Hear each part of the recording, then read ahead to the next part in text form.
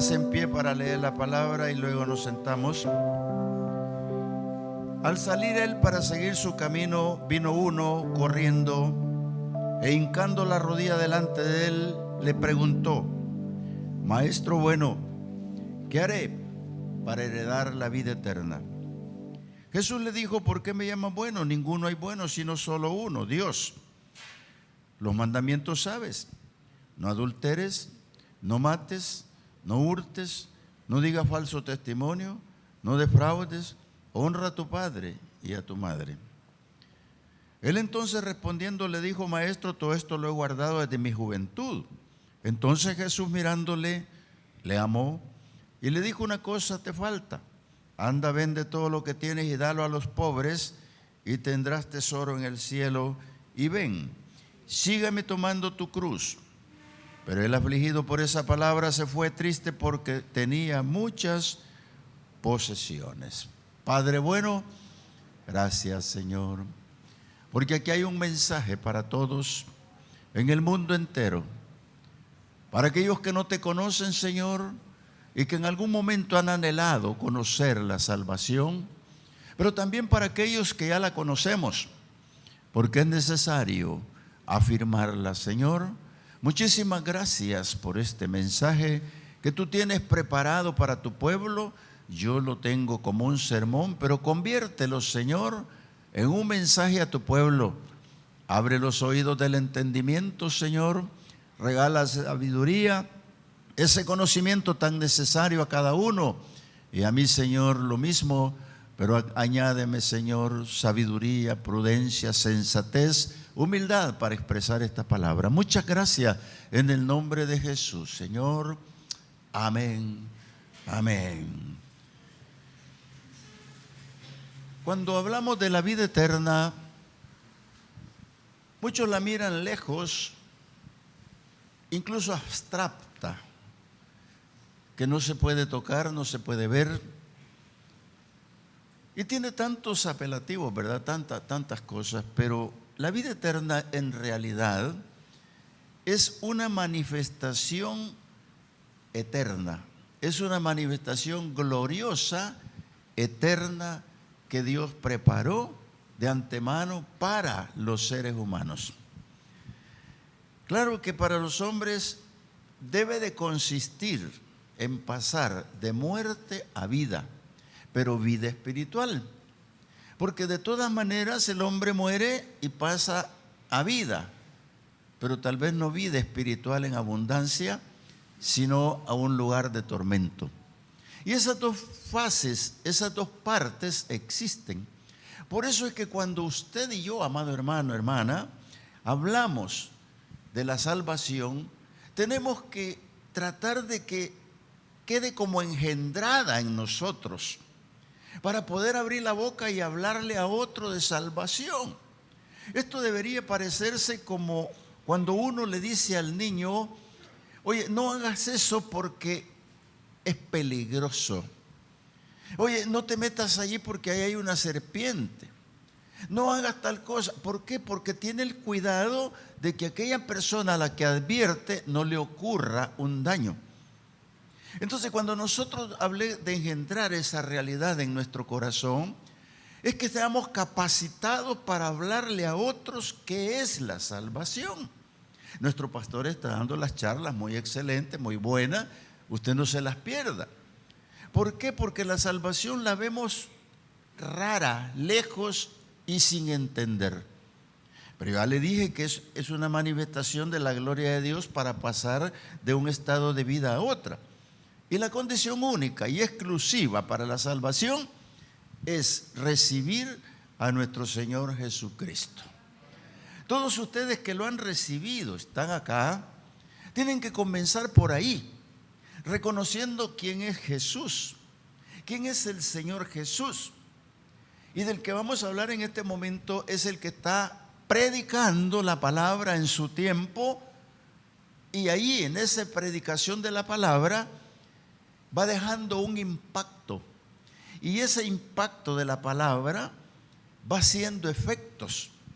como lo hacemos a través de las campañas, a través del púlpito, a través del evangelismo, a través de muchas cosas, intentamos por la palabra impactar el corazón y el alma de las personas.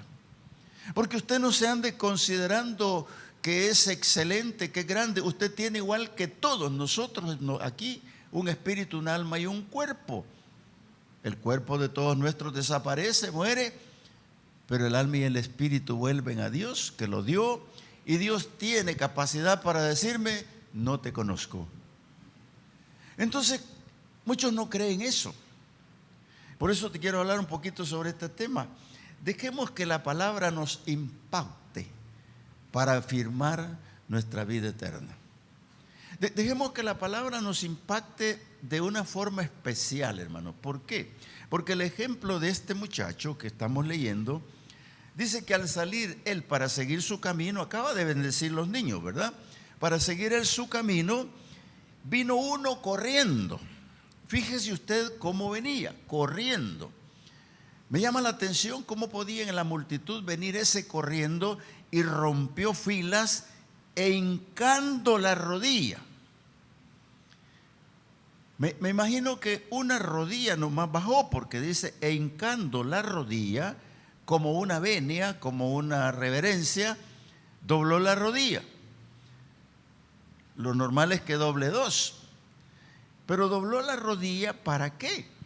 Para hacerle las preguntas. Primero le dijo: maestro bueno, ¿qué haré para heredar la vida eterna? Hermanos, qué maravilloso sería que nos preguntaran todos los días 2 o 3 personas eso. Que llegaran y nos dijeran: oye, hermano José, usted me podría ayudar, yo quiero saber qué es la vida eterna. Y yo, encantado, hermano, detengo cualquier cosa y le hablo de la vida eterna. Pero no está siendo así. Lo que está ocurriendo es que yo voy a buscar a quien hablarle de la vida eterna, y lo que recibo es un portazo.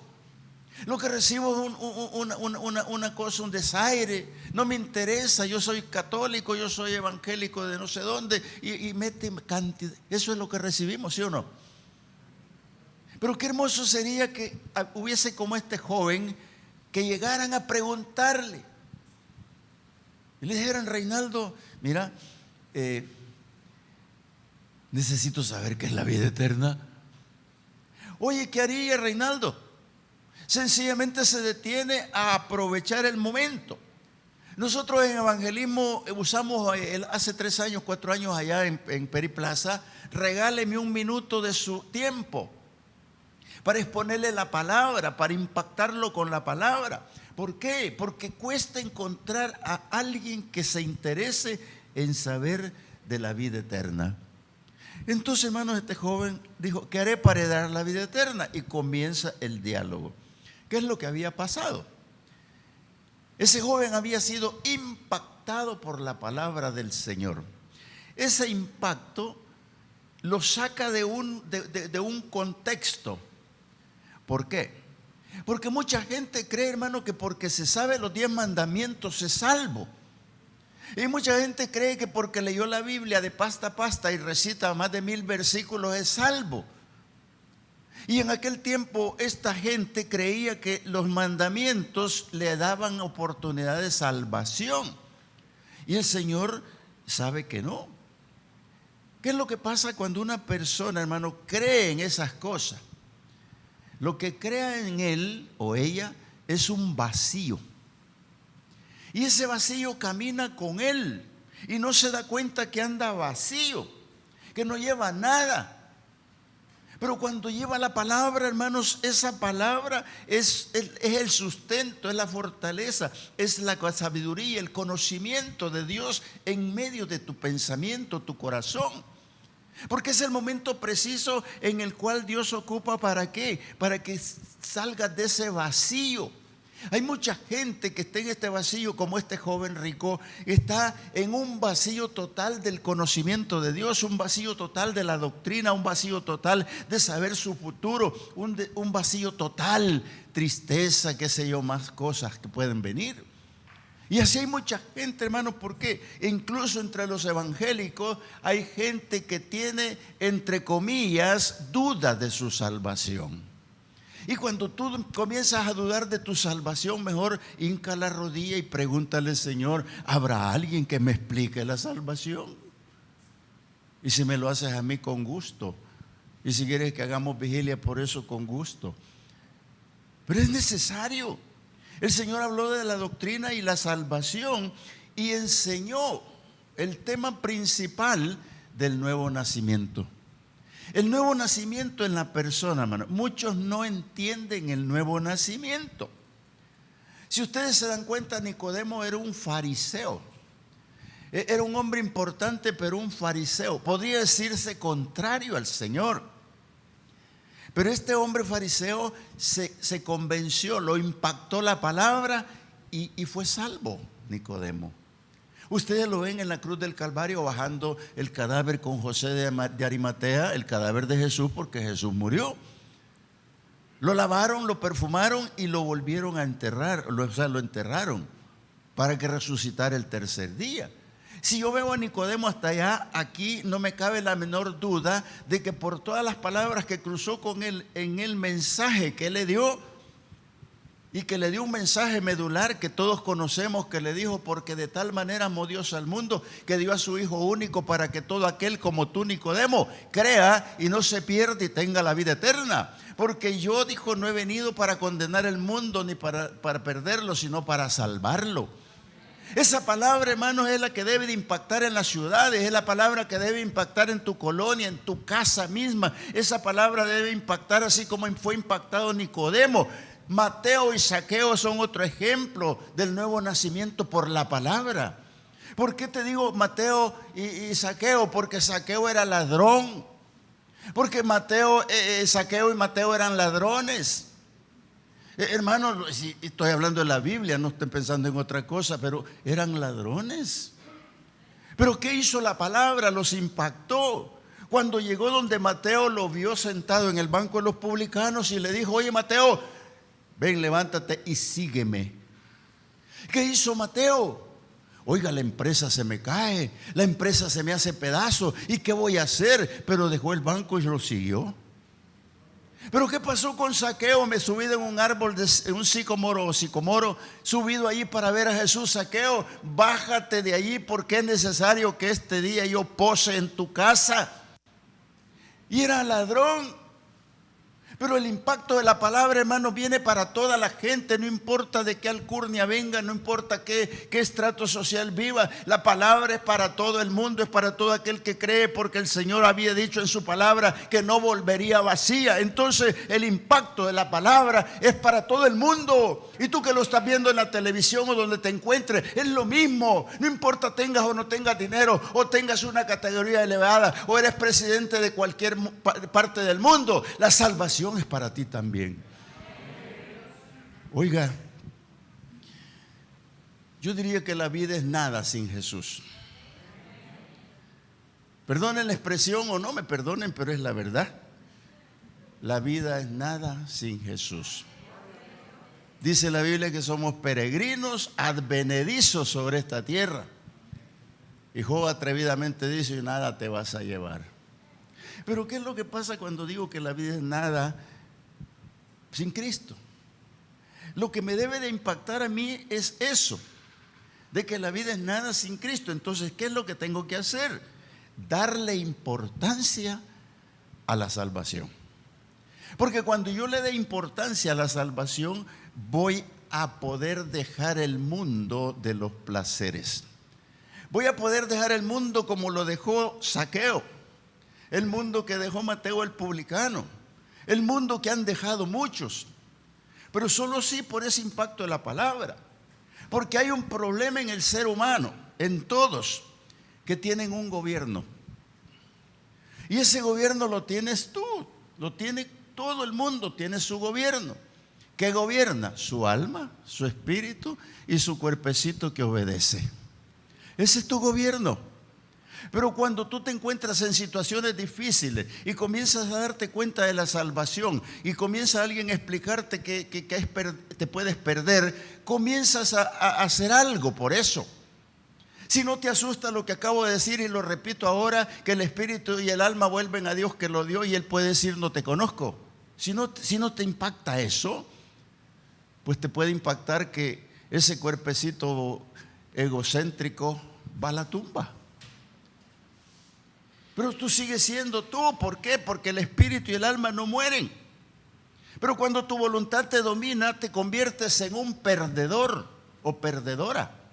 Y cuando tú te comienza el gobierno a dominar, no es otra cosa más que el diablo metiéndose para que tú escojas tus propios caminos y abandones la palabra de Dios.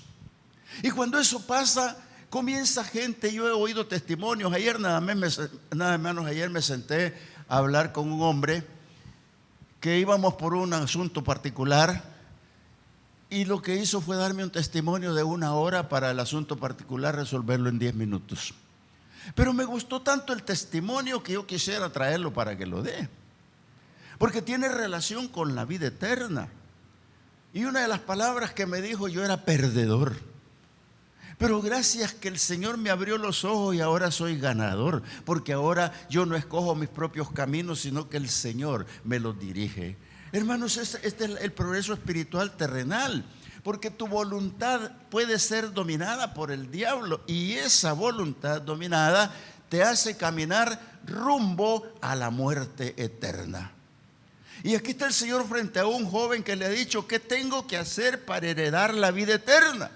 Entonces yo sigo insistiendo que debemos descubrir que existe la vida eterna y que el joven lo buscó de rodillas sin saber el precio. Fíjate bien lo que te estoy diciendo,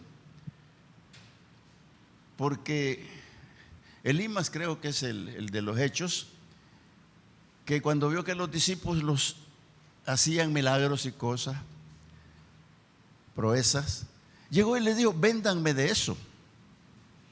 Y le dijo Pablo: quédate mudo y ciego. El joven rico no cree que tal vez la cantidad de dinero que le van a responder: sí, como no, puedes ser salvo, tráete el diezmo de todo lo que tienes, tráete. No, hermanos, por favor, no. La salvación no tiene precio, pero tiene precio. Se lo voy a decir más rápido para antes de que se confundan. El precio lo pagó el Señor Jesucristo en la cruz y punto. No hay más que tú puedas decir y hacer. Solo el Señor pagó el precio. Por eso este hombre se fue de rodillas ante el Señor a decirle: ¿qué tengo que hacer para heredar la vida eterna? Jesús no había muerto aún todavía para decir que lo recibiera él, pero posteriormente aparece ese versículo y es lo que nos da la salvación. Él no calificó en nada, porque la salvación no es por obras, para que nadie se gloríe. Entonces, ¿dónde está el problema? Él no pudo negarse a sí mismo porque tenía un gobierno centralizado que es del diablo. Y cuando alguien tiene ese gobierno centralizado, no puede adquirir compromisos, no puede seguir al Señor, servirle, y menos un progreso espiritual. Por eso el Señor, cuando esa respuesta le dijo: ¿por qué me llamas así? Pero le dice el 19: los mandamientos sabes, no me tenés que venir a hacer nada. Los mandamientos sabes: no adulteres, no mates, no hurtes, no digas falso. ¿Qué es lo que le dio el Señor? Los mandamientos de hombre, los mandamientos que puede cumplir una persona. No le dijo: amarás al Señor tu Dios con toda tu mente, todo tu corazón, porque eso ya es otra cosa. Pero adulterar es del hombre. También matar es del hombre, robar es del hombre, el falso testimonio está en el hombre, defraudar es del hombre, y no honrar a padre y madre es del hombre. En pocas palabras, si hubiese sido sabio, además de adinerado, le hubiera dicho: Señor, ¿y los demás mandamientos para qué? No, con esto basta. Y no es por obras para que nadie se gloríe, sencillamente eso te va a hacer un progreso espiritual y salir de las garras del enemigo. Por eso es que Dios da oportunidades y te ofrece todo para que le sigas y le sirvas. Porque el Señor dijo: donde yo estoy, quiero que mis servidores estén conmigo. ¿Te das cuenta lo importante que el Señor dice en pocas palabras? Iglesia, no estás porque me sirves, no estás porque me sigues, no estás porque lleves tu cruz, no estás por las tribulaciones, no estás por la enfermedad, no estás por la sanidad, no estás por nada. Está porque yo pagué por ti, porque quiero tenerte allá en el cielo para que goces verdaderamente de la vida eterna que te he ofrecido, iglesia. Y eso es lo que estoy diciendo en esta tarde. Y eso es lo que estoy tratando de que entendamos, porque aparecen las negativas del que quiere y no puede. Y esta es la dificultad. Veamos el 22, dice acá. Pero él, afligido por esta palabra, se fue triste porque tenía muchas posesiones. Este es un tema aparte, pero no lo voy a hacer ahora. Pero lo que el Señor le pidió es que ayudara al pobre. Y como no pudo, se fue triste y afligido. ¿Qué es lo que pasa aquí? Hay muchas personas que se exponen a la palabra, pero parece como que fueran la parábola del sembrador, que es como que la semilla cayó en tierra y se la comieron las aves. Parece que es como la semilla que cayó en pedregales, nació, pero vino 2 meses, 3 meses a la iglesia y se volvió a ir. Y así sucesivamente, sin llegar a la última semilla, que es la que germinó. Antes de que eso ocurra, todos se han ido tristes, llorando. Por supuesto, vuelven como pródigos llorando. ¿Por qué? Porque dejaron su corazón en la tierra. Y yo quiero leerte así rápidamente lo que dice Mateo 6, 19, 20. Si te lo pueden proyectar sería bueno. ¿Por qué? Porque él no lo entendió cuando el Señor se lo dijo. Porque el Señor le había dicho que vendiera todo eso para entrar al reino de Dios. Y mire lo que dice Mateo 6, 19, 20. Dice de esta manera: no hagáis tesoros en la tierra donde la polilla y el orín corrompen y donde ladrones minan y hurtan, sino haceos tesoros en el cielo donde ni la polilla ni el orín corrompen y donde ladrones no minan ni hurtan. Porque, esta es la frase correcta del final, porque donde esté vuestro tesoro, ahí estará también vuestro corazón. ¿No es cierto que el corazón está aquí, en la tierra? Y yo les voy a ser sincero y usted analice lo que voy a decir, no me lo tome en cuenta ni se ría por eso. Pero el billete que menos amor siente es el de a peso. Pobrecito, poco lo quieren. Lo quisieran más si no existieran los demás. Pero el de a 2 que en Estados Unidos existe y aquí circulan a veces, como que se quiere un poquito más. El de a 5 lo amo un poquito más, hasta llegar al de 20, que es el que más amamos porque no nos permiten tener de 50 ni de 100, pero el de 100 lo amo al máximo. Ve que se iban a reír. Ese es el error más grande que puede haber, de hacer tesoros en la tierra. Y no estoy diciendo, amados hermanos, que usted no prospere. Si la palabra dice, no te olvides de Jehová tu Dios que te dio el poder para hacer las riquezas. Lo dice Deuteronomio capítulo 8. No te olvides de Jehová que Él te dio el poder para hacer las riquezas. No está diciendo el Señor que no las tengas. Lo que está diciendo el Señor es que el amor al dinero es el problema. Por eso es que el invertir en el reino de Dios, dice, donde esté tu corazón, donde esté vuestro tesoro, ahí estará también vuestro corazón. Amada iglesia, amado hermano, qué interesante se vuelve cuando el Señor dijo, vosotros sois la luz del mundo. Cuando el Señor dijo, vosotros sois la luz del mundo, y nadie puede esconder una luz bajo un almud, que es un cajón de medida que tenían, y esconderla. Cuando el Señor te está diciendo que vosotros sois la luz del mundo, te está diciendo, tienes que hacer tesoros en la tierra, tienes que evangelizar, tienes que buscar a quien hablarle de la vida eterna, tienes que ir a eso, porque tú eres la sal de la tierra. Por eso cuando el Señor te dice que eres la luz del mundo y la sal de la tierra, lo que te está dando es el privilegio de hacer tesoros en el cielo, amado hermano. ¿Cuántas almas has ganado en esta semana? ¿Cuánto le has predicado en el mes? ¿Cuánto has hecho? Y el Señor necesita que la iglesia iglesia despierte y se levante, porque puede el corazón del hombre no estar en pérdida, sino al contrario, la inversión en el cielo sea 100%. Ustedes quizás no saben lo que estoy diciendo, pero yo sí sé. Cuando el Señor le está diciendo esto, le está diciendo: mira que tu corazón no se quede en la tierra. Mira que tu corazón vaya contigo. La mujer de Lot es un ejemplo. Dile, Lot, que ninguno mire para atrás. Y fue lo primero que hice, ver el dinero que se quedaba. Y muchos predicadores dicen otras cosas, pero yo no lo sé, ni la Biblia lo dice. Pero voltear a ver para atrás es no hacer bien el surco, es no arar bien. Entonces, tu tesoro en el cielo, hermano, al 100%. Jesús sabe que la palabra ha impactado a los discípulos tremendamente. Y los ha impactado. Quiero llevarte al versículo 23. Dije que rapidito, les prometí salir temprano, pero aquí, versículo 23 dice: entonces Jesús, mirando alrededor, dijo a sus discípulos: cuán difícilmente entrarán en el reino de Dios los que tienen riquezas. Es muy sentencioso, muy fuerte, y si no se le da una explicación hay error. Pero estamos hablando del corazón y los tesoros en la tierra. Pero esa mirada que el Señor hizo, quería ver el impacto de la causa y el efecto.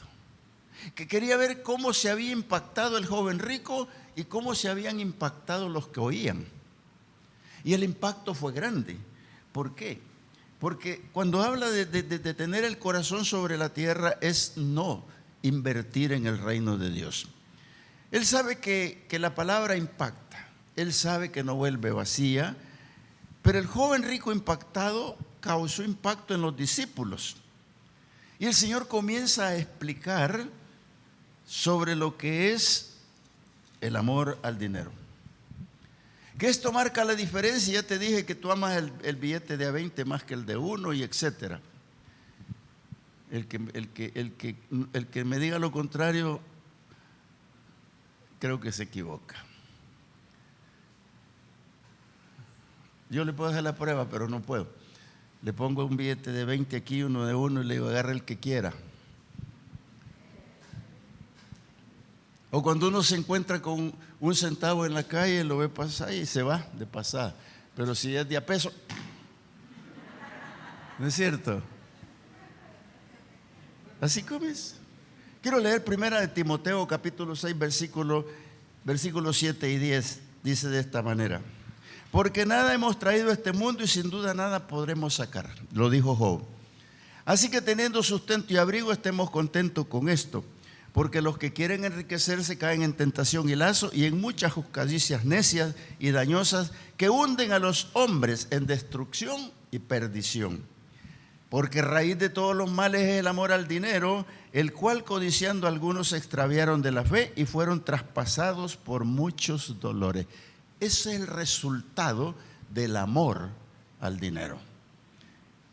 No vamos a discutir que el dinero nos hace falta y lo necesitamos, y que calma los nervios.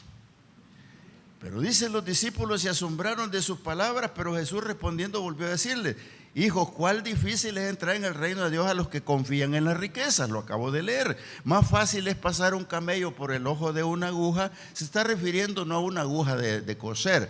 Los portones en los muros grandes de Jerusalén eran redondos, así altos, y una puerta pequeña tenían, casi todas como la puerta que tenemos en la entrada aquí nosotros. Hay una puerta chica, pero por ahí no puede meter un camello usted, ni el carro, ¿verdad? Pero ellos, cuando llegaban tarde a la puerta con sus camellos, ahí los asaltaban, porque el que le echaba llave al portón le echaba de verdad llave, y la llave no sé si la llevaba entre dos porque era así alta, y esa puertecita la dejaban abierta solo para los transeúntes, ¿verdad? Pero los comerciantes trataban de meter al camello De frente el camello no entra. Él dice, no quepo, no quepo. Pero lo ponían para detrás y lo empezaban a empujar con la vara y a golpearlo. Y no lo hacían entrar a no ser que fuera pequeño. Quizás más de alguna vez quedó trabado un camello. A eso se refirió el Señor. Que era más fácil que un camello entrara de retroceso en la puerta pequeña que uno que amara las riquezas al reino de los cielos. Muy fuerte, por cierto, entonces impactó a los discípulos, a los cuales los obligó, y dice el versículo 26 que se asombraron diciendo entre sí, ¿y entonces quién se va a salvar? Hermano, aquí están las dos palabras o las dos frases que conjugan con esta verdad. El joven rico llegó de rodilla o una rodilla ante el Señor y le dijo, ¿qué he de hacer para ser salvo? Y ahora los discípulos, impactados por aquello, están diciendo, ¿y entonces quién se va a salvar? Y esta tarde usted puede estar diciendo lo mismo, ¿y entonces cómo me salvo yo si amo el dinero? No, sígalo amando, no se apasione por él, es suyo. Pero lo que el Señor en realidad quiere decir es que hay que invertir en el reino de Dios. Cuando hablamos de evangelismo, ser la sal de la tierra, la luz del mundo, tiene su impacto particular. Por eso es que la pregunta surge de ellos, porque le dice Pedro atrevidamente, oye Señor, ¿y nosotros qué dejamos? Ese no puede dejar la riqueza, pero ¿y nosotros qué dejamos mi terreno? Yo que dejé a mi mamá, dejé a mi esposa, dejé a mis hijos, dejé a mis hermanos, y dejé el carrito, y dejé la lancha, y dejé todas aquellas cosas. Y entonces, Señor, ¿cómo hago? Ese lamento es el impacto de la palabra. Tú puedes tener todas esas cosas sin dejar de hacer lo otro. Porque la vida eterna tiene un precio especial y lo repito, lo pagó el Señor en la cruz del Calvario. Entonces, amado hermano, esa pregunta tiene una respuesta. El joven no fue capaz de entregar su gobierno, no fue capaz de entregarse todo y no pudo. Por esa razón, hermano, es que Pedro pregunta, ¿y nosotros qué? El versículo 28, Pedro comenzó a decirle, he aquí nosotros lo hemos dejado todo y te hemos seguido. Jesús de inmediato le respondió y le dijo, no hay ninguno que haya dejado casa o hermano, hermanas o padre o madre o mujer o hijos o tierras por causa de mí, del evangelio, que no reciba 100 veces más en este tiempo, casa, hermano, hermana, madre, hijo, tierra, con persecución en el siglo venidero la vida eterna. Amada iglesia, si esta es tu respuesta esta tarde, no tienes que preguntar nada. Solo te tienes que trasladar a la verdad, a la realidad. ¿Por qué te congregas? ¿Por qué buscas adorar a Dios? ¿Por qué buscas oír la palabra? Porque la palabra tiene la vida eterna. Padre bueno, muchas gracias, Señor, esta tarde maravillosa.